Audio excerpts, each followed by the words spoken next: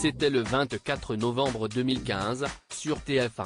Il était un peu moins de 22 h lorsque 8,5 millions de téléspectateurs se liquéfièrent en une gigantesque flaque de larmes. Mentaliste, c'était fini. Teresa Lisbonne et Patrick Jane se mariaient.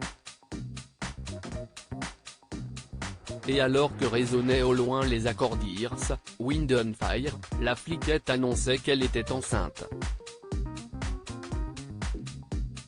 Piètre médium, son chouchou n'avait rien vu venir. Fondu au noir, générique et clap de fin avec ce 151e et dernier épisode d'une série démarrée 7 ans plus tôt. Simon Baker détestait ce happy end grotesque, estimant que son personnage devait rester abonné au malheur. Les auteurs avaient sûrement voulu se venger de l'ingrat qui plaquait son rôle, oubliant à quel point la série l'avait sorti de l'anonymat pour en faire une vedette. Depuis, Baker est parti faire du surf et tout le monde l'a un peu oublié. Sa partenaire allait-elle subir le même sort? Mais là où le bel Australien n'avait pas fait grand-chose d'autre, Robin Tenay était déjà connu, 23 épisodes de Prison Break ayant bien bétonné son CV. Sauf que depuis 3 ans, aucun projet n'a pu la remettre sous le feu des projecteurs. La vedette est redevenue simple actrice.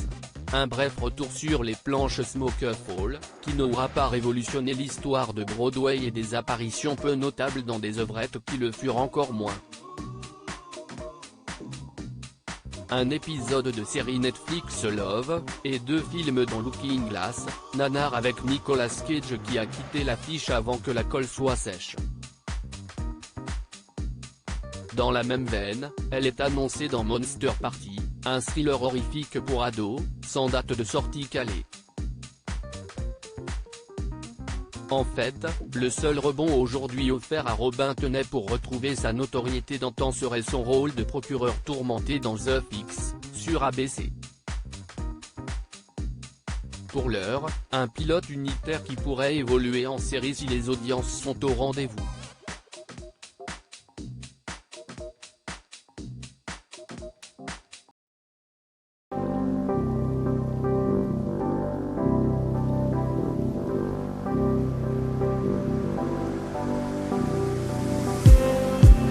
Just need